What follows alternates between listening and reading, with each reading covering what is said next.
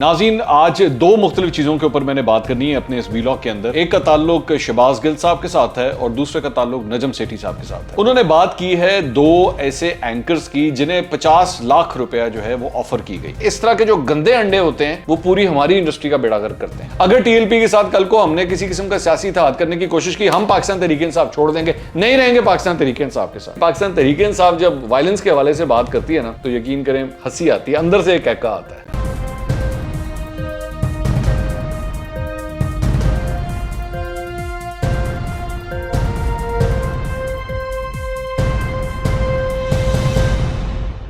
अस्सलाम वालेकुम नाज़रीन, मैं हूं मंसूर अली खान। अपने YouTube चैनल के ऊपर आपको खुशामदीद कहूँगा। सबसे पहले आपसे दरख्वास्त के चैनल को सब्सक्राइब करना मत भूलिएगा और बेल आइकन ज़रूर प्रेस कीजिएगा। नाज़रीन, आज दो मुख्तलिफ चीज़ों के ऊपर मैंने बात करनी है अपने इस वीलॉग के अंदर। एक का ताल्लुक शहबाज गिल साहब के साथ है और दूसरे का ताल्लुक नजम सेठी साहब के साथ है। पहले मेरे ख्याल में शहबाज गिल साहब से बात का आगाज़ करते हैं, उसके बाद मैं नजम सेठी साहब की बात के ऊपर आता हूँ। शहबाज गिल साहब नाज़रीन आज फैसलाबाद के अंदर मौजूद थे और वहाँ पे एक तकरीब से खिताब कर रहे थे और उन्होंने ट्वीट किया कि बेसिकली एक स्कूल की इफ्तिताही तकरीब थी जिस सिलसिले में वो वहाँ पे गए हुए थे। तो अपनी इस तकरीर के दौरान उन्होंने एक बहुत बड़ा इंकशाफ किया है। उन्होंने बात की है दो ऐसे एंकर्स की जिन्हें 50 लाख रुपया जो है वो ऑफ़र की गई। और 50 लाख की जो ऑफ़र थी वो इसलिए की गई कि जी आप हुकूमत के ख़िलाफ़ जो है वो, यानी इमरान खान साहब के ख़िलाफ़ जो है वो ट्वीट करें। शहबाज गिल साहब ने एग्जैक्टली कहा क्या है, जरा सुनिएगा। मेरे एक दोस्त ने, बहुत करीबी दोस्त मीडिया का, बहुत बड़े चैनल से, जो 5 बड़े चैनल हैं उस पे 8 बजे से 9 और 10 से 11 के 2 बड़े शोज करने के जर्नलिस्टों ने बताया कि हमें 50 लाख रुपया ऑफर किया गया। किस चीज के लिए? चंद ट्वीट कर दो हुकूमत के खिलाफ। ये आपने इनकी गुफ्तगू सुनी। ये फरमा रहे थे कि जनाब दो बड़े ऐसे जर्नलिस्ट हैं जो बड़े 5 चैनलों से ताल्लुक़ रखते हैं, 8 से 9 और 10 से 11 के शोज़ करते हैं, यानी कि प्राइम टाइम एंकर्स हैं, जिनकी ये बात कर रहे थे कि जी उनको ऑफ़र की गई है कि आप जो है वो हुकूमत के ख़िलाफ़ ट्वीट करें, इमरान खान साहब के ख़िलाफ़ ट्वीट करें तो आपको जो है वो 50 लाख रुपये दिया जाएगा। और उन्होंने कहा कि ये मेरे दोस्त हैं जिन्होंने मुझे बात बताई है। अच्छा, मेरे लिए इंटरेस्टिंग बात यह है कि शहबाज गिल साहब ने जो इन्फॉर्मेशन शेयर की है, एक तो इसमें उन्होंने उस एंकर का नाम नहीं बताया कि ये कौन से 2 एंकर हैं जिनको ये 50 लाख रुपए की ऑफर हुई है। और दूसरी बात ये कि उन्होंने कहा कि इस तरह का कोई सिस्टम है जिसके तहत अगर कोई किसी को 50 लाख रुपए दे तो वो ट्वीट करने के लिए जो है वो, मतलब उनको ऑफर इस बात की है कि आप ट्वीट कर दें। अब मुझे नहीं पता कि उस एंकर ने इस ऑफर को कबूल किया या नहीं किया, ये शहबाज गिल साहब ने नई बात बताई। लेकिन इस सारी चीज़, ये जो गुफ्तगू हुई थी, इसमें बीइंग मीडिया पर्सन मुझे जिस चीज़ के ऊपर सबसे बड़ा एतराज़ है वो ये है कि आपने बेसिकली ये बात कहे कि मीडिया के ऊपर भी जो है वो एक बदनुमा दाग लगाने की कोशिश की कि जनाब यहाँ पे जो है ये सूरत हाल चलती है कि आप फलां बंदे को आप पैसे दे दें और वो ट्वीट भी कर लेता है।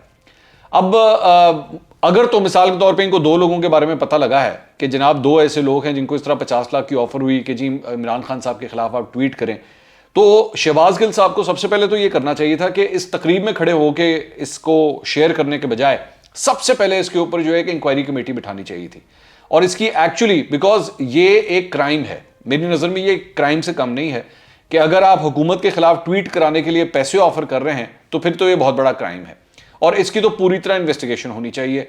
और किसने ये ऑफर की, किसने कहा कि जनाब ये 50 लाख ले लें और इमरान खान साहब के खिलाफ ट्वीट करें, इसका तो पूरा सुराग लगाना चाहिए और वो सोर्स तक पहुंचना चाहिए कि कौन ये 50 लाख रुपए ऑफर कर रहा है। क्योंकि अगर उसने इन 2 एंकरों को 50 लाख रुपए की ऑफर की है तो इन्होंने और एंकरों को भी की होगी और चंद लोगों ने एक्चुअली ट्वीट्स की भी होंगी ये 50 लाख रुपए लेके।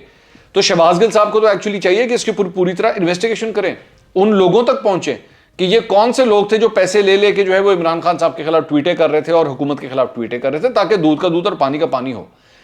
इसकी वजह क्या है, ये मैं खास तौर पे अपने इस वीलॉग के अंदर जो इसके ऊपर मैं बात करना चाह रहा हूं, उसकी रीजन ये है कि इस तरह के जो गंदे अंडे होते हैं वो पूरी हमारी इंडस्ट्री का बेड़ा गर्क करते हैं। अगर मिसाल के तौर पे मुझे पता हो कि जनाब आपके सियासतदानों में से किसी ने पैसे लेके जो है वो पार्टी बदली है या पैसे के एवज जो है उसने कोई काम किया है, तो मैं तो बीइंग ए जर्नलिस्ट फौरन इस बात की खबर को ब्रेक करूंगा और मैं बताऊंगा कि जनाब ये करप्शन मैंने देखी है, ये फलां बंदा है, ये इसका सबूत है, ये उसने पैसे दिए। तो शहबाज गिल साहब आखिर ऐसा क्यों नहीं कर रहे? शहबाज गिल साहब नाम बताएं उन 2 एंकर्स का, वो कौन से 2 एंकर्स जिनको 50 लाख रुपए की ऑफर हुई है। तो मेरा ख्याल में ये शहबाज गिल साहब ने जो है वो आधा सच बताया है, उनको चाहिए कि पूरा सच बताएं और आए हमारे साथ मिलके बैठ के इस मीडिया इंडस्ट्री को हम लोग साफ करते हैं। आपके पास अगर इतनी बड़ी खबर आई है, इतनी बड़ी बात हुई है, अच्छा मैं मीडिया के अंदर भी मैं ऑब्जर्व कर रहा था कि इस चीज को बिल्कुल इग्नोर कर दिया गया। इसको क्यों इग्नोर किया जा रहा है? आप इसके ऊपर पूरी तरह इन्वेस्टिगेशन करें। मेरी नजर में आज की बहुत बड़ी हेडलाइन है कि इमरान खान साहब के खिलाफ ट्वीट करने के लिए जो है वो लोग पैसे ऑफर कर रहे हैं। भाई कौन है वो लोग, किसने ये सारा कुछ काम किया है, जरा पता तो लगे ना। जाहिर बात है आजकल वैसी मीडिया के अंदर ये बातें चल रही हैं कि जनाब इतने एडवर्टाइजमेंट के पैसे दिए तो इतने दिए तो नून लीग ने ये किया गलत किया। बिल्कुल आप बैठ के इसकी पूरी तरह इन्वेस्टिगेशन करें, और अगर आप लोग कर रहे हैं बहुत अच्छी बात है, लेकिन साथ इस चीज की भी करें कि भाई वो कौन सी ऐसी एंटिटी है जो 50-50 लाख रुपए जो ऑफर कर रही है, एक बात। और दूसरी बात ये कि यहां पे जहां पे मुख्तलिफ चैनल्स के इश्तिहारात की बात हो रही है कि जी नून लीग ने जो है वो इतने इतने के इश्तिहारात दिए, बिल्कुल ठीक है, आपको इन्वेस्टिगेट करना चाहिए कि समा को, 92 को, 24 को, ARY को जो है वो पैसे क्यों कम दिए गए नून लीग की जानिब से, इसकी इन्वेस्टिगेशन होनी चाहिए। और मैंने अपने पिछले व्लॉग के अंदर भी ये बात कही थी कि अगर इस तरह हुआ है तो ये ज्यादती है। उनको बिल्कुल उनके रेटिंग्स के लिहाज से जो है उनको बिल्कुल एडवर्टीजमेंट का शेयर उनको मिलना चाहिए, ये उनका राइट है। लेकिन साथ ही साथ ये इन्वेस्टिगेशन भी होनी चाहिए और ये फैक्ट्स भी सामने आने चाहिए कि 2018 से जब से पाकिस्तान तहरीक-ए-इंसाफ की हुकूमत आई है तब से लेकर अब तक किन चैनलों को कितने पैसे किस तरह ऑफर हुए हैं। मैं ये नहीं कह रहा कि इसके अंदर कोई 2 नंबरी हुई होगी, मुझे नहीं पता, सारी बात है, मेरे पास नंबर्स नहीं है, लेकिन ये डिटेल भी सामने आनी चाहिए। और अगर आज नहीं आएगी तो कल आ जाएगी, जब अगले की किसी और की हुकूमत आएगी तो पता लग जाएगा कि पाकिस्तान तहरीक-ए-इंसाफ ने एक्चुअली 2018 से लेकर आज तक कितने कितने एडवर्टाइजमेंट किस तरह दिए हैं, उसकी भी सिचुएशन जो है वो क्लियर हो जाएगी। दूसरा, शहबाज गिल साहब ने अपनी इस तकरीर के दौरान एक और बात कही। उन्होंने कहा जनाब 70 साल से इतना कुछ खराब हुआ है तो 3 साल में इमरान खान जो है वो क्या ठीक करे। अब प्रॉब्लम ये है कि 70 साल से जो ये काम खराब हुआ है ना, जरा एक दफा अपनी काबीना पे लेफ्ट राइट यूं करके नजर दौड़ाइएगा, लेफ्ट राइट करके नजर दौड़ाइएगा। यही शेख रशीद, ब्रिगेडियर एजाज, बाबर अवान, ये क्या नाम है, फिरदौस आशिक अवान, आपके और कितने आपके मतलब ये खुसरो बख्तियार साहब, ये सब लोग जनाब इस पिछले 70 साल के दौरे हुकूमतों में उनका कोई ना कोई पार्ट रहा है। तो अगर आप ये कहते हैं ना कि 70 साल से काम खराब था, तो 70 साल की खराबियों के अंदर इन सब लोगों ने भी अपना अपना हिस्सा डाला है। आपके मौजूदा जो वजीर खजाना है शौकत तरीन साहब, इनका भी एक हाथ है। इससे पहले अब्दुल हफीज शेख साहब थे, उनका भी एक हाथ था। ये सब लोग जितने के जितने हैं, इन सब ने 70 साल के अंदर जो है वो अपना अपना अपना हिस्सा डाला है। तो बराए मेहरबानी जब आप ये बात करते हैं ना तो उनको भी जरा बीच में ले आया करें। दूसरी बात ये जो आप कहते हैं ना जी 3 साल में किस तरह ठीक करे, ये सारा कुछ आपने 2018 के इंतखाबात से पहले नहीं कहा था। पाकिस्तान तहरीक-ए-इंसाफ के वोटरों से जब आप वोट ले रहे थे ना, जब लोग आपको वोट दे रहे थे, उस वक्त एक्चुअली ये सारी बातें नहीं आपने कही हुई थी कि जनाब साडू आंदे नाल साढ़े नाल नहीं होना, सानू टाइम लगेगा, सानू घट तो घट 10 साल चाहिए ने। उस वक्त आप ये बातें नहीं करते थे। उस वक्त आपको याद है ना वो मुराद सईद साहब की तकरीर, इमरान खान आएगा तो अगले दिन ये होगा और उसके अगले दिन ये होगा और फिर इसको टांग देंगे तो उसको ये हम कर देंगे। उसके बाद आप ही ये फरमाते थे जनाब पहले 100 दिन के अंदर, 100 दिन थे कि 90 दिन थे, उसमें जनाब मैं तो जो बड़ी बड़ी करप्शन है मैं उसको खत्म कर दूंगा। करप्शन के कितने स्कैंडल आए हैं पिछले 3 साल में, आप भी जानते हैं और मैं भी जानता हूं। शुगर कमीशन रिपोर्ट आज तक कहां पहुंची हुई है वो हम भी जानते हैं, वो किधर खाक छान रही है, हम सब जानते हैं ये बात। तो इसलिए मेरे ख्याल में ये सारा कुछ, ये वादे वगैरह जो है ये सारे आपने किए हुए हैं, इसमें और किसी का कोई कसूर नहीं है। आज 3 साल के बाद जाके आप लोगों को कहते हैं जनाब इतनी जल्दी नहीं होएगा, सानू टाइम लगेगा।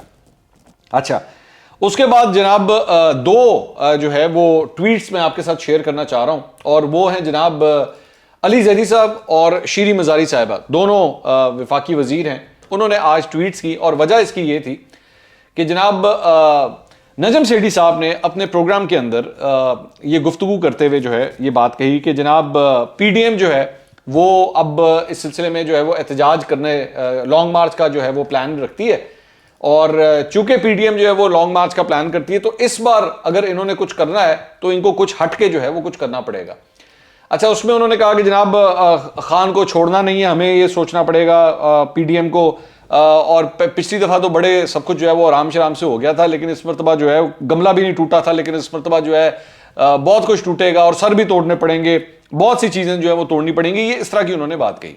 उसके ऊपर शीरी मजारी साहिबा ने ट्वीट किया, उन्होंने कहा जी he is inciting violence and physical attack on the PM, he should be charged under the law or is he untouchable. उन्होंने कहा जनाब ये क्या, इनको हाथ नहीं लगाया जा सकता। The man was seeing the fall of PTI Imran Khan for so long without success, he has now become a desperado, pathetic. Basically Shireen Mazari साहिबा ने नजम सेठी साहब के बारे में सब कुछ कहा। उसके बाद अली हैदर साहब, अली जैदी साहब जो हैं, उन्होंने फरमाया the level of their dispersion and frustration is clearly visible in this clip. This चिड़िया वाला नजूमी is propagating violence on national media. Will they now bring sticks and stones to display how to do it? Democracy or demon gone crazy. ये basically उन्होंने बात की अली जैदी साहब ने. अच्छा, सबसे पहले आ जाए नजम सेठी साहब के ऊपर, उसके बाद मैं इस मामले पे आता हूं. नजम सेठी साहब ने जो कुछ कहा, मैं अगर होता शायद ये अल्फाज मैं ना कहता, ना मैं इस किस्म की बात करता. नजम सेठी साहब ने किया, मेरा ख्याल में ये नहीं कहना चाहिए था, इस किस्म के अल्फाज नहीं कहने चाहिए थे. और खैर वो मेरे बहुत सीनियर हैं, मेरा ख्याल में मैं इस पोजीशन में भी नहीं हूं कि मैं उनके काम को असेस करूं, फ्रैंकली स्पीकिंग, क्योंकि मैं बहुत जूनियर हूं और मैं इस चीज़ का लिहाज रखूंगा इस चीज़ का. लेकिन शायद मैं अगर होता तो मैं अपने इस तबसरे और तज्जिए के अंदर इस किस्म की बात ना करता, एक बात. लेकिन ये तो नजम सेठी साहब की बात तक हद हो गया. लेकिन ये जो क्रिटिसिज्म हो रहा है अली जैदी साहब की जानिब से और शीरी मजारी साहिबा की जानिब से, इसके ऊपर जरा मैं एक मिनट आना चाहूंगा. पाकिस्तान तहरीक-ए-इंसाफ अगर इस मामले के ऊपर जो है ना वो तनकीद करे और नजम सेठी साहब के ऊपर तनकीद करे तो बड़ा अजीब लगता है. मैं आपको उसकी वजह बताता हूं क्यों. ये वही जमात है जनाब जो पीटीवी हमला केस के अंदर मुलव्विस थी. ये वही जमात है जिसने जियो के दफ्तर के ऊपर जो है ईंटें पे मारी थी और पत्थर मारे थे. ये वही जमात है जो पुरतशद्दुद कार्रवाइयों के हवाले से काफी हद तक मशहूर रही है जब जब उसके हाथ में ये मौका आया है. ये वही जमात है जिसमें इमरान खान साहब ने 2014 के धरने में उन्होंने क्राउड से बात करते हुए कहा था कि अकेले मत जाना, ग्रुपों में जाना और इस तरह हम आगे पार्लियामेंट की तरफ बढ़ेंगे. याद है आपको? ये वही जमात है जिसने कहा था, जिसके लीडर ने ये बात कही थी कि जनाब मैं तुम्हें, पुलिस वालों से बात करते हुए उन्होंने कहा था मैं तुम्हें अपने हाथ से फांसी दूंगा अगर हमारे वर्करों के ऊपर जो है वो तशद्दुद किया गया. आपको याद होगा, इस किस्म के सारे बयान जो है 2014 में दे चुके हैं. तो वही उसी जमात के लोग जो हैं वो बैठ के क्रिटिसाइज करने तो बड़ा अजीब लगता है. हाँ, मैं जरूर कर सकता हूं क्योंकि मेरे हिस्ट्री के अंदर इस किस्म की कोई ऐसी चीज नहीं है, तो मैंने नजम सेठी साहब के बारे में बात कही भी है. लेकिन पाकिस्तान तहरीक-ए-इंसाफ अगर इस किस्म की बात करे तो बहुत अजीब लगता है. दूसरी बात ये फैसल वाडा साहब ने अभी पिछले मेरे ख्याल में हफ्ता 10 दिन हुआ है, आपको याद है, और राना शमीम साहब के हवाले से काशिफ अब्बासी साहब के शो के अंदर एक स्टेटमेंट दी थी कि जनाब ये राना शमीम जैसे जज को जो है वो चौक में उल्टा लटका के चित्र मारने चाहिए. तो जनाब वो वायलेंस नहीं था. इमरान खान साहब के हवाले से आपने उसको कंडेम किया, बिल्कुल ठीक किया, मेरे ख्याल में बिल्कुल ठीक किया, आपको करना भी चाहिए था. लेकिन जनाब दो लफ्ज जरा फैसल वाडा साहब के बारे में भी बोल देते कि जनाब आप एक साबिक जज के बारे में इस किस्म की बात नहीं कर सकते.